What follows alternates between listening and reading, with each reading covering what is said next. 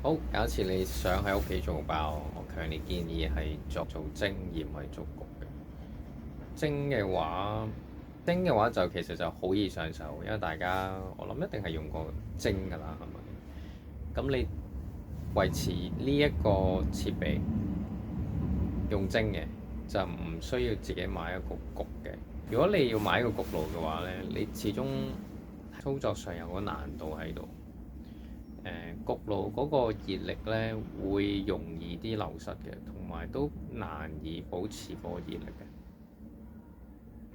所以如果你一開始你就唔使諗啦，你就淨係用蒸嘅，咁其他嘢你就只係剩翻包嘅發酵狀態，同埋個麵種嘅培養。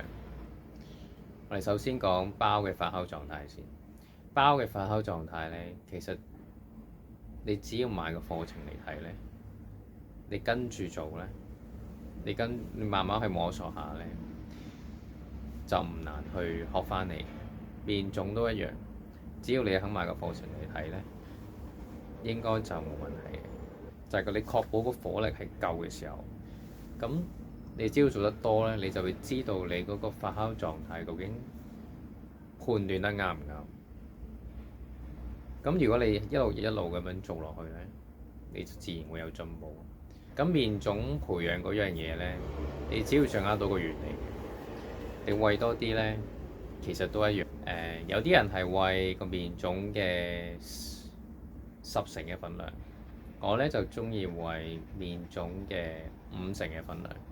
有啲人中意餵水啲嘅，多啲水8成，甚至係1.2倍。所以係當你了解咗點樣為之活躍嘅麵種，咁你就可以自己慢慢去調節。所以我好建議係一開始咧，你就解決咗煮食個設備嘅問題，直接用蒸嘅，咁你就做包上面咧就會快好多。